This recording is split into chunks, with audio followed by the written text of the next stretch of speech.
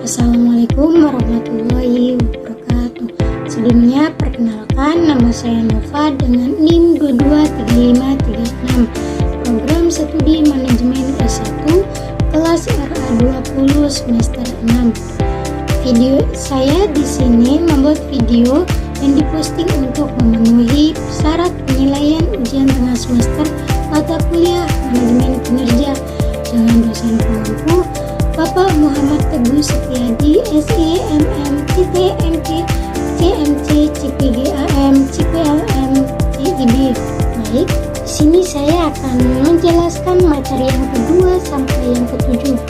Untuk materi yang kedua yaitu menjelaskan tentang manajemen kinerja. Apa sih manajemen kinerja itu? Manajemen kinerja adalah proses sistematis untuk meningkatkan kinerja organisasi dengan mengembangkan kinerja individu dan tim. Ini adalah cara untuk mendapatkan hasil yang lebih baik dengan memahami dan mengelola kinerja dalam kerangka tujuan yang direncanakan, standar dan persyaratan konferensi yang disepakati. Menurut Armstrong 2009 menyatakan bahwa manajemen kinerja adalah sebagai sarana untuk mendapatkan hasil yang lebih baik dari organisasi, tim, dan individu dengan cara memahami dan mengelola kinerja dalam suatu kerangka tujuan, standar, persyaratan, atribut yang disepakati. Untuk manfaat manajemen kinerja itu ada beberapa manfaat. Yang pertama yaitu meningkatkan motivasi dan harga diri karyawan. Yang kedua, mempermudah penilaian dan pengembangan kompetensi. Yang ketiga yaitu membantu organisasi dalam mencapai tujuan yang strategis. Yang keempat yaitu meningkatkan transparansi dan akuntabilitas kinerja. Tantangan dalam manajemen kinerja yaitu ada 4 bagian. Yang pertama yaitu birokrasi yang rumit atau memperlambat pengambilan keputusan. Yang kedua yaitu kurangnya infrastruktur teknologi atau menghambat pemantauan kinerja. Yang ketiga yaitu pengembangan kompetensi atau banyak pegawai kurang keterampilan. Yang terakhir yaitu kesejahteraan pegawai atau rendahnya kesejahteraan dapat menurunkan motivasi kinerja. Untuk kesimpulan materi yang kedua yaitu yang pertama, manajemen kinerja membantu organisasi mencapai efektivitas dan efisiensi. Yang kedua yaitu dalam sektor aparatur, hal ini menjadi kunci dalam meningkatkan aktivitas dan pelayanan publik. Yang ketiga yaitu penting untuk mengatasi tantangan dan menerapkan strategi yang efektif. Di sini saya akan melanjutkan materi yang ketiga yaitu definisi kepemimpinan kinerja. Apa sih definisi kepemimpinan kinerja itu? Gaya kepemimpinan kinerja merujuk pada perilaku dan strategi yang diterapkan oleh seorang pemimpin dalam mempengaruhi, memotivasi, dan mengarahkan anggota, tim atau bawahannya untuk mencapai tujuan organisasi. Menurut Kartono, gaya kepemimpinan kinerja adalah perilaku dan strategi yang merupakan kombinasi dari falsafah, keterampilan, sifat, dan sikap yang sering diterapkan seseorang pemimpin ketika mencoba mempengaruhi kinerja bawahannya. Tujuan utama kepemimpinan kinerja adalah mengarahkan, memotivasi, dan memfasilitasi anggota tim atau organisasi untuk mencapai tujuan bersama secara efektif dan efisien. Berikut adalah beberapa tujuan spesifik dari kepemimpinan kinerja. Yang pertama yaitu untuk mencapai visi dan misi organisasi. Yang kedua, menciptakan iklim sosial yang baik. Yang ketiga, menetapkan prosedur kerja yang efektif.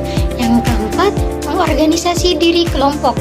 Yang kelima, memotivasi dan menginspirasi tim. Yang keenam yaitu meningkatkan kinerja pegawai. Untuk kesimpulan materi yang ketiga yaitu kepemimpinan kinerja dan pendekatan sistem dalam manajemen kinerja merupakan dua elemen kunci yang saling berkait dalam mencapai keberhasilan organisasi, di mana manajemen kinerja berfungsi sebagai proses sistematis untuk meningkatkan hasil melalui perencanaan, pemantauan, evaluasi, dan pengembangan berkelanjutan. Sementara kepemimpinan kinerja berperan mencapai tujuan organisasi dengan strategi yang jelas dan faktor penentu keberhasilan seperti budaya organisasi yang positif, sistem rawat yang adil, serta pelatihan berkelanjutan menjadi dimensi yang mempengaruhi kinerja organisasi secara holistik. Untuk selanjutnya saya akan menjelaskan materi yang keempat, yaitu pendekatan sistem dalam manajemen kinerja. Apa sih pendekatan sistem itu? Pendekatan sistem adalah sangat mendasar. Secara sederhana berarti bahwa segala sesuatu adalah saling berhubungan dan saling tergantung. Suatu sistem terdiri dari elemen-elemen yang berhubungan dan bergantung suatu dengan yang lain. Tetapi, bila berbagai elemen tersebut berinteraksi, maka akan membentuk sesuatu kesatuan yang menyeluruh. Jadi, menurut definisi, hampir setiap fenomena dapat dianalisa dan disajikan dari sudut pandangan sistem.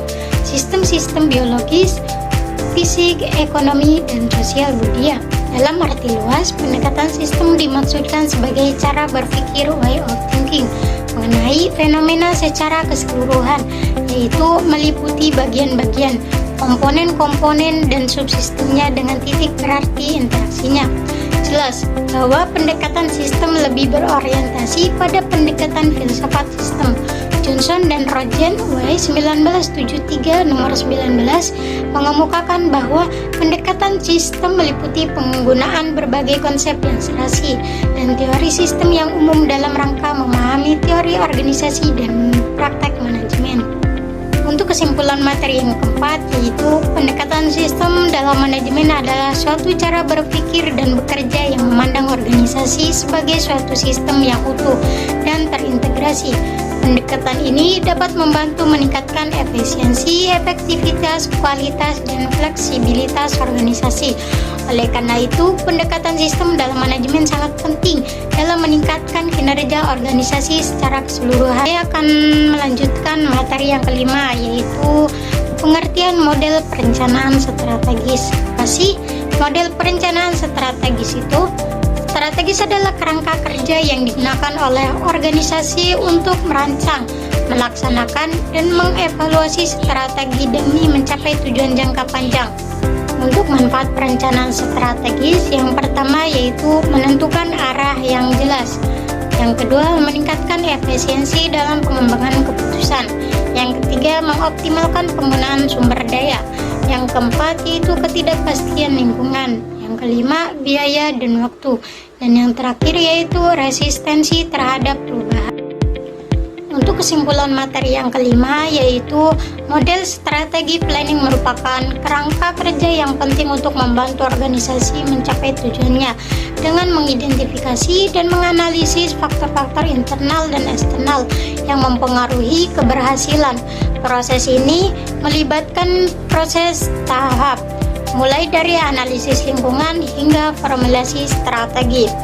Analisis lingkungan, memahami lingkungan eksternal baik makro maupun mikro. Ini saya akan melanjutkan materi pertemuan ke-6, yaitu menjelaskan tentang pengertian pengukuran kinerja organisasi.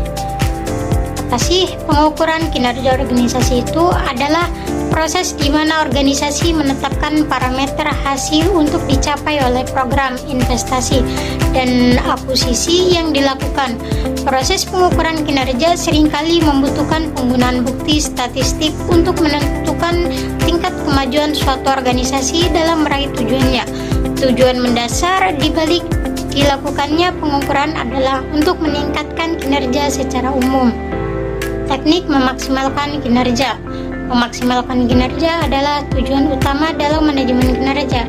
Beberapa teknik yang dapat digunakan untuk memaksimalkan kinerja dalam organisasi ada di selanjutnya. Untuk yang pertama yaitu pemberdayaan karyawan. Memberikan otonomi dan kepercayaan kepada karyawan untuk mengambil keputusan dapat meningkatkan motivasi dan kinerja mereka. Yang kedua yaitu pelatihan dan pengembangan. Menyediakan pelatihan yang berkelanjutan dan peluang pengembangan bagi karyawan untuk meningkatkan keterampilan dan pengetahuan mereka. Yang ketiga yaitu feedback yang konstruktif. Memberikan umpan balik yang jelas dan membangun agar karyawan tahu apa yang telah dicapai dan area yang perlu diperbaiki. Untuk kesimpulan materi yang keenam, yaitu dari pembahasan ini dapat disimpulkan bahwa baik kinerja merupakan gambaran dari pencapaian pelaksanaan suatu kegiatan atau program atau kebijaksanaan untuk mewujudkan sasaran, tujuan, misi, dan visi organisasi. Nah, di sini saya akan melanjutkan materi yang terakhir, yaitu atau materi ketujuh, menjelaskan tentang teknik strategi dan analisa kebutuhan potensi. Pengertian kompetensi adalah kombinasi dari pengetahuan, keterampilan, dan sikap yang dibutuhkan seseorang untuk menjalankan tugas atau pekerjaannya secara efektif. Analisa kebutuhan kompetensi. Analisa ini bertujuan untuk mengetahui kesenjangan antara kompetensi yang dimiliki karyawan saat ini dengan yang dibutuhkan untuk menjalankan pekerjaan atau mencapai tujuan organisasi. Faktor-faktor yang mempengaruhi kompetensi seseorang baik di lingkungan kerja, pemerintahan, maupun sektor lainnya. Yang pertama yaitu pendidikan dan pelatihan. Pendidikan formal memberikan dasar pengetahuan teoritis, pelatihan kerja meningkatkan keterampilan praktis dan teknis. Yang kedua yaitu pengalaman kerja. Semakin banyak pengalaman, semakin luas dan alam kemampuan seseorang dalam menangani berbagai situasi kerja nyata. Yang ketiga yaitu lingkungan kerja. Budaya organisasi, gaya kepemimpinan, dan suasana kerja sangat terpengaruhi terhadap perkembangan dan penerapan kompetensi. Mungkin itu saja penjelasan materi 2 sampai materi yang ketujuh. Semoga video ini bermanfaat bagi kalian semua. Assalamualaikum warahmatullahi wabarakatuh.